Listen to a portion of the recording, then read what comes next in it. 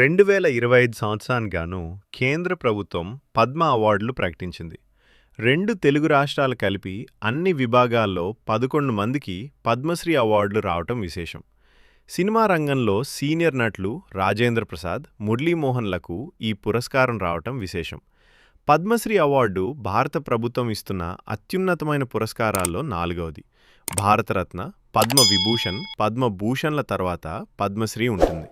భారత ప్రభుత్వం పద్మ అవార్డులను 1954 నుండి వివిధ రంగాల్లో విశిష్ట సేవలు అందించిన వారికి ఇస్తూ ఉంది. Arts, education, industry, literature, science, acting, medicine, social service and public affairs లాంటి విభాగాల్లో వారి వారి సేవలను భాగస్వామ్యాన్ని బట్టి ఈ పురస్కారాన్ని ఇస్తూ ఉంటుంది.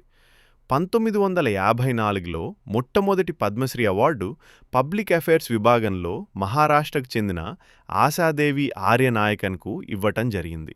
మన తెలుగు సినిమా రంగంలో కూడా అనేక మంది ప్రతిభావంతులైన నటులకు ఈ పద్మశ్రీ అవార్డు వరించింది. వారి వివరాలు చూద్దాం. తెలుగు సినిమా రంగం నుండి మొట్టమొదటి పద్మశ్రీ అవార్డు 1956లో స్థానం నరసింహారావు అనే తెలుగు థియేటర్ అండ్ సినిమా ఆర్టిస్ట్కి ఇవ్వడం జరిగింది. నాటకాల్లో ఆడవేషాలు వేయడంలో ఇతను ప్రసిద్ధి. శ్రీకృష్ణ తులాభారం నాటకలో సత్యభామగా, విప్రనారాయణ నాటకలో దేవదేవిగా, కన్యాశుల్కంలో మధురవాణిగా, రోషనార, చింతామణి లాంటి క్యారెక్టర్లతో తన ప్రత్యేకతను చాటుకున్నాడు. ఈ నాటికలు, ఈ క్యారెక్టర్ల గురించి తెలియని తెలుగువాడు లేడు అంటే అతిశయోక్తి కాదు. స్థానం నరసింహారావు, స్వస్థలం బాపట్ల, గుంటూరు జిల్లా. ఆ తర్వాత 1968లో ఒకేసారి తెలుగు సినిమా సూర్యచంద్రులు అక్కినేని నాగేశ్వరరావు, నందమూరి తారక రామారావు ఇద్దరికీ పద్మశ్రీ వరించింది. ఇదే వరుసలో 1970లో రేలంగి వెంకటరామయ్య, గుమ్మడి వెంకటేశ్వర్లు, ఘంటసాల వెంకటేశ్వరరావు, 1975లో కళ్యాణం రఘురామయ్య. ఇతను మనందరికీ ఈలపాట రఘురామయ్యగా సుపరిచితుడు. 1990లో 1000 సినిమాలకు పైగా హాస్య నటుడిగా తెలుగు వాళ్లను అందరినీ అలరించిన అల్లు రామలింగయ్యకు, 1992లో తెలుగు సినిమాల్లో క్లాసికల్ టచ్తో తనదైన శైలిలో సినిమాల్లో చేసిన దర్శకుడు కె. విశ్వనాథ్కు వరించింది.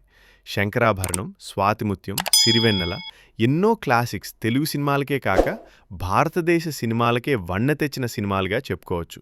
2001లో నిర్మాత డివిఎస్ రాజు అంటే దాట్ల వెంకట సూర్యనారాయణ రాజు, 2007లో కలెక్షన్ కింగ్ మోహన్ బాబు, 2009లో హాస్య బ్రహ్మ బ్రహ్మానందం, 2015లో కోటా శ్రీనివాసరావు, 2023లో కీరవాణి, ఇప్పుడు మన రాజేంద్ర ప్రసాద్, మురళీమోహన్ ఇలా తెలుగు సినీ రంగానికి చెందిన కళాకారులను ఈ పద్మశ్రీ అవార్డు వరించింది. మన దేశం అనేక కళలకు పుట్టిల్లు. ప్రత్యక్షంగా పరోక్షంగా ఎంతోమంది సినిమా రంగం మీద ఆధారపడి జీవిస్తున్నారు. ఇది దేశంలో ఒక కీలకమైన ఇండస్ట్రీగా వెలుగొందుతుంది. అనేక మంది సినిమాల్లో నటులు కావాలని తమ జీవితాలను త్యాగం చేసిన వారున్నారు. మన పెద్దవాళ్ళు అంటూ ఉంటారు, సినిమా అనేది ఒక వ్యసనం అని. ఇదొక ఫ్యాషన్, చాలామంది జీవితాశయం కూడా. ఒకసారి దానిమీద మనసు పడితే అంత త్వరగా వదిలేది కాదు. ఎవరో ఒకరు ఇలా మొండి పట్టుదల, కార్యదీక్షతో ప్రయత్నించకపోతే సినిమా రంగంలో కళాకారులు పుట్టరు కదా.